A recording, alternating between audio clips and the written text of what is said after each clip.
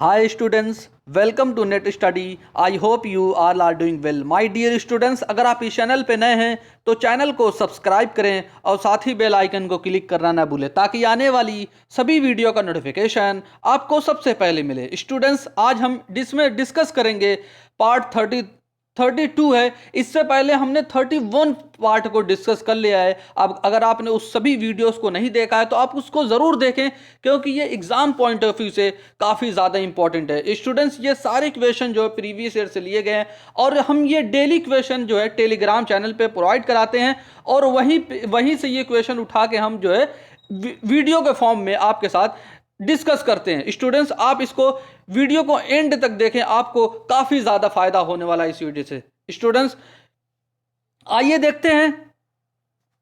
उसी के साथ साथ अगर आपने टेलीग्राम चैनल को ज्वाइन नहीं किया तो आप इसको ज्वाइन करें ताकि यहां जो हम क्विज प्रोवाइड कराते हैं आप इसको अटेम्प्ट करें ज़्यादा से ज़्यादा ताकि आपको आसानी हो। जो भी जिस तरीके के एग्जाम में क्वेश्चन पूछे जाते हैं उसी तरीके की ये जितने भी क्विज है क्वेश्चन है हम देते हैं यहाँ पे। स्टूडेंट्स, आप ज़्यादा से ज़्यादा इस क्वेश्चन को अटेम्प्ट करें ताकि आपको एक सही डायरेक्शन मिले कि किस तरीके से प्रिपरेशन करनी है और किस तरीके के क्वेश्चन एग्जाम में पूछे जाते हैं। आप उसी हिसाब से अपनी तैयारी को आगे बढ़ाते रहें। स्टूडेंट्स, आइए चलते हैं, बिना टाइम वेस्ट किए हुए देखते हैं पहला सवाल।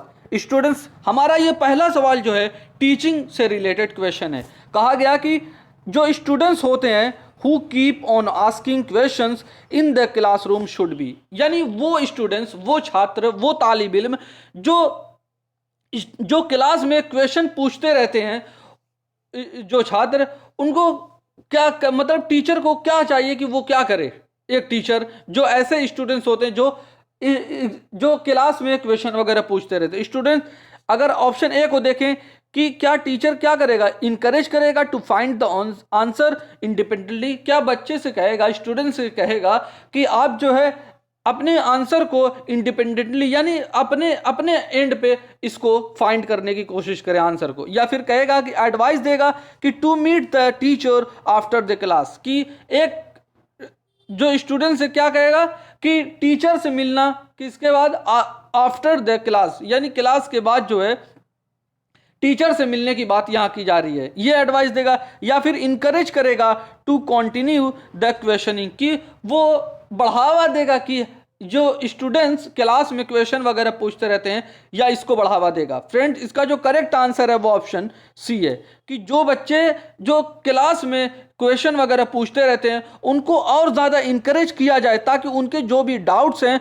उनको तो क्लियर हो ही, उनके साथ साथ और भी जो क्लास में बच्चे हैं उनके भी डाउट उससे रिलेटेड क्लियर हो जाएं। ये हमारा जो सी ऑप्शन है ये करेक्ट बन जाएगा। आई होप ये चीज़ें क्या है और किस तरीके से हैं आप इसको समझ गए होंगे। आइए एक हम इसमें स्टूडेंट्स के बारे में, जो एक्टिव स्टूडेंट्स होते हैं उनकी क्या कैरेक्टरिस्टिक्स है, वो किस तरीके से होते हैं, इनके बारे में हम आपसे डिस्कस करें। कहा गया कि एक ये डिज़ायरेबल मेथड है जहाँ पे स्टूडेंट्स यानी लर्नर्स जो होते हैं वो प्ले करते हैं सेंट्रल रोल जनरली। यानी सेंट्रल रोल का मतलब ये हो गया कि क्लास में टीचर तो होते हैं लेकिन जो सेंट्रल रोल होता है, जो मुख्य रोल होता है किसका, वो स्टूडेंट्स का होता है। वो किस तरीके से होता है कि क्लास में टीचर जो है एक टॉपिक प्रोवाइड करा देगा, फिर स्टूडेंट से कहेगा आप इस पर डिबेट डिस्कशन करिए, आप ज़्यादा से ज़्यादा इस पर सोचिए, एनालाइज करिए। ये सारी चीज़ें जो होती हैं एक एक्टिव लर्नर की पहचान होती है। कहा गया कि इसमें फोकस किया जाता है कि कैसे किसी चीज को सीखा जाए, बल्कि ये नहीं फोकस किया जाता कि क्या सीखा जाए, इस पे ज्यादा फोकस किया जाता है कि कैसे किसी चीज को, किसी सब्जेक्ट को, किसी मैटर को कैसे सॉल्व किया जाए, कैसे उसको सीखा जाए, इस पे ज्यादा फोकस, यानी हाउ पे फोकस दिया जाता है, व्हाट पे कम फोकस दिया जाता है। और कहा गया कि ये जो लर्नर्स होते हैं उनको इंकरेज किया जाए कि वो ज्यादा थिंक हार्ड करें, बल्कि उसके मुकाबले की जो इंफॉर्मेशन उनको रिसीव हो रही है टीचर की तरफ से उसके मुकाबले में वो ज्यादा थिंक हार्ड करें, ज्यादा इनको इंकरेज करना चाहिए। आइए इसके बारे में देखें कि एक जो एक्टिव लर्नर होते हैं, एक्टिव स्टूडेंट्स होते हैं क्लास में, उनकी क्या कैरेक्टरिस्टिक्स है एक एक्टिव स्टूडेंट्स की, उसके बारे में यहां चर्चा की गई। स्टूडेंट्स ये काफ़ी ज़्यादा इंपॉर्टेंट पॉइंट है, आप इसको ज़रूर नोट डाउन कर लें और इसको ध्यान से आप समझें। कहा गया कि जो स्टूडेंट्स डायरेक्टली इन्वॉल्व होते हैं लर्निंग में रादर देन लिसनिंग एक्टिविटी, यानी उनकी जो पहचान होती है, उनकी उसके अंदर जो क्वालिटी होती है एक एक्टिव लर्नर की, वो ज़्यादातर फोकस किस पे करते हैं, सीखने पे फोकस करते हैं। किसके मुकाबले में, सुनने के मुकाबले में वो ज़्यादा फोकस सीखने पे करते हैं। और वो हमेशा जो होते हैं क्लास में क्वेश्चन पूछते रहते हैं, जो कि हमारा यही क्वेश्चन था जो हमसे पूछा गया था कि वो जो स्टूडेंट्स ज़्यादातर उसमें क्लास में क्वेश्चन पूछते रहते हैं उसको और इनकरेज किया जाए।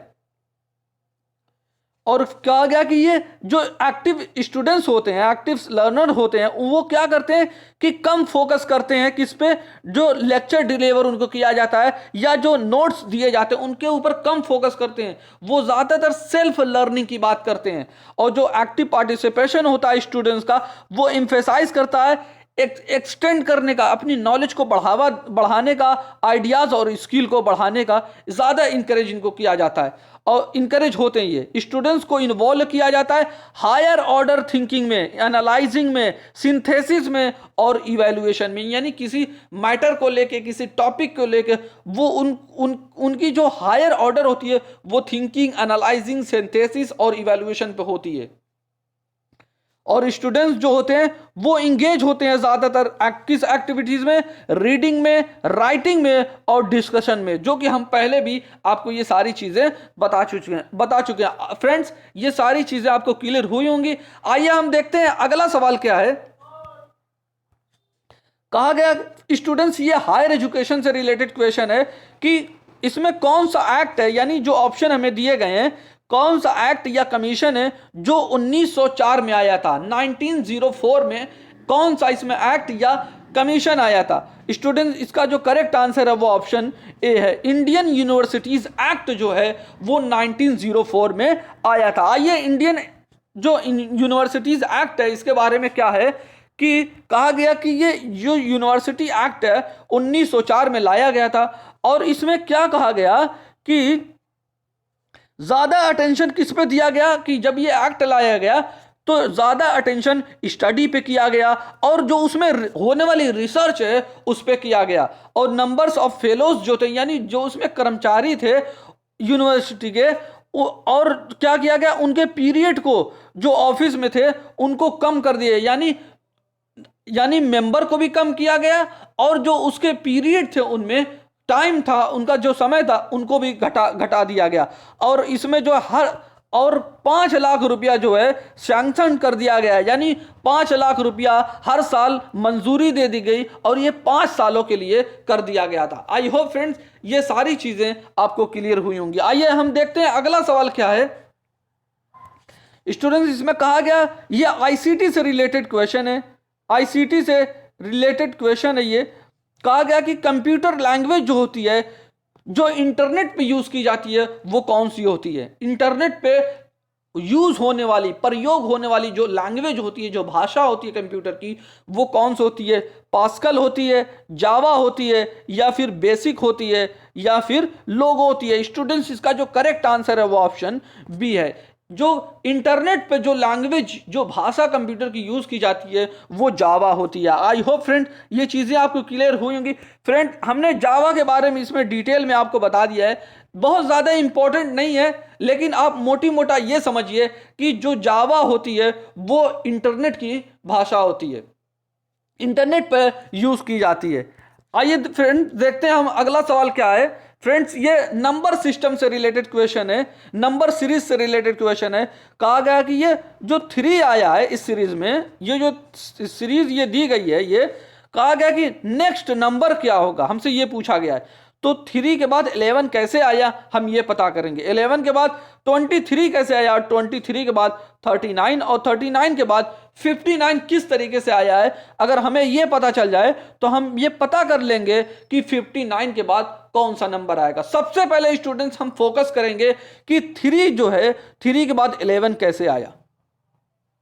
स्टूडेंट्स, अगर यहां गौर से देखें तो 3 में अगर 8 ऐड कर दिया गया तो 11 बन गया, यानी 8 ऐड कर दिया गया 11 बन गया, यानी प्लस कर दिया गया, जोड़ दिया गया 3 में। और फिर जब 11 में हम 12 को ऐड करते हैं, 12 ऐड करते हैं तो हमें 23 मिल जाता है, यानी 11 में हम ऐड करेंगे 12 ऐड करेंगे, 8 नहीं ऐड करेंगे।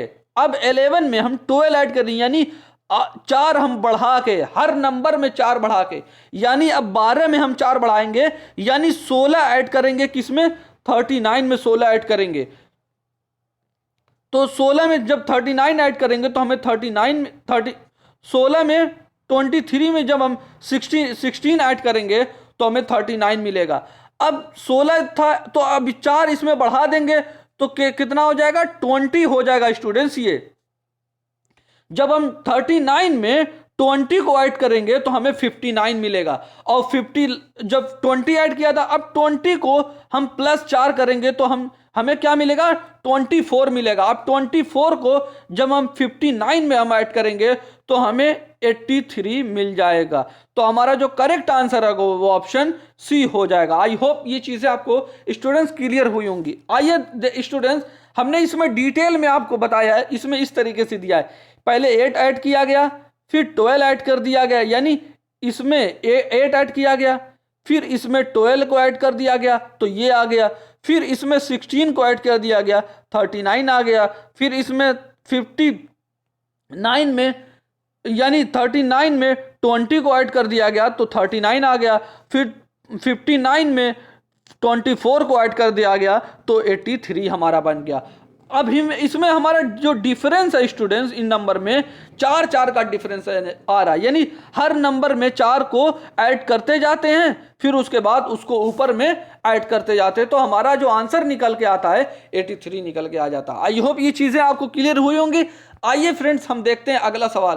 कहा गया कि the most hazardous metal pollutant of automobile exhaust, यानी ऑटोमोबाइल से जो सबसे खतरनाक पोल्यूटेंट निकलता है, जो खतरनाक धातु जो निकलता है वो कौन सा है, हमसे ये पूछा गया।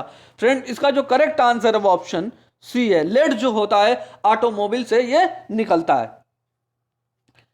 आई होप फ्रेंड ये चीजें आपको क्लियर होंगी।